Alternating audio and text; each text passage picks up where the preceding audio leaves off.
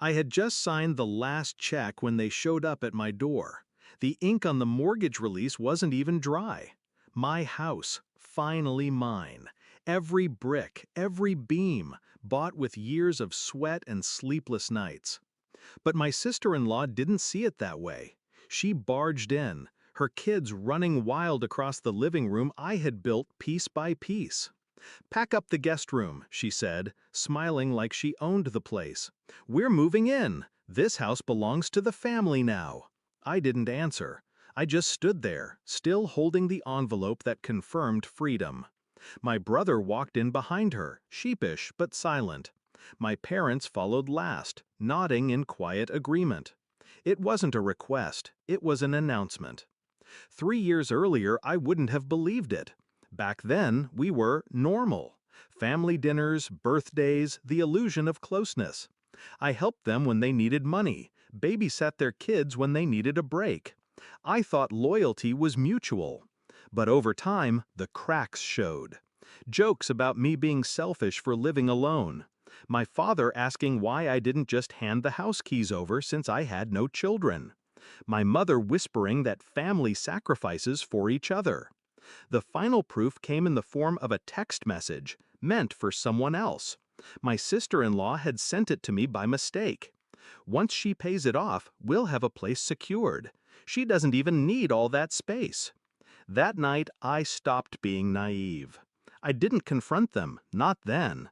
Not when they pushed me to add my brother's name to the deed just in case. Not when my parents stopped inviting me to dinners, as if punishing me would soften my spine. I stayed silent. I played the role of the dutiful outsider. And I planned. I doubled down on my payments. Every extra shift, every weekend side gig, every dollar went into clearing that debt faster. I wanted it done. I needed it done. Because the day the bank's claim ended, my real leverage began. And here it was. The day. They stood in my living room, claiming it as theirs. My sister-in-law already scrolling on her phone, probably telling friends she'd secured the house. I looked at her, then at my brother, then at my parents. I felt nothing. No rage, no heartbreak, just a sharp, steady calm. "You're right," I said finally, my voice low, deliberate. They all froze. "You're right. Family property, right? A roof for everyone. No child left without a home." I agree. Relief washed over their faces. My mother almost smiled. My sister-in-law smirked like victory tasted sweet. And then I slid the envelope across the table. "This," I said, "is the mortgage release. The deed has been transferred." Her eyes lit up. Until I added the words that shattered her. "Not to my brother. Not to any of you. To the local Veterans Trust." Her smirk cracked. "What?" I leaned forward. "I donated the house. It's theirs now. Every nail, every wall. Legally binding, notarized, filed. Your claim? Gone. Your plan? Dead. This house doesn't belong to you. It doesn't even belong to me anymore." The silence was heavy. My brother stared at the floor. My parents shifted, looking anywhere but at me. My sister-in-law's eyes glossed with tears that threatened to spill. "You can't do that," she whispered. I just did. The beauty of revenge is timing. They thought I would fight to keep them out. They thought they could storm in, guilt me, corner me with the illusion of obligation. But they underestimated one thing: my willingness to burn the bridge if it meant they couldn't cross it.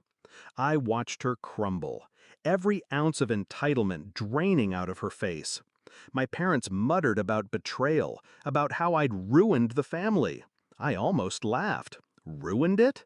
They destroyed it years ago, when they decided I was only valuable as a resource to exploit. My brother said nothing. He just led his crying wife and confused kids out the door. That night, the house was silent, empty. Mine, yet not mine. And for the first time, that felt right. I hadn't fought for four walls. I'd fought for the principle that no one, not even blood, had the right to strip me bare.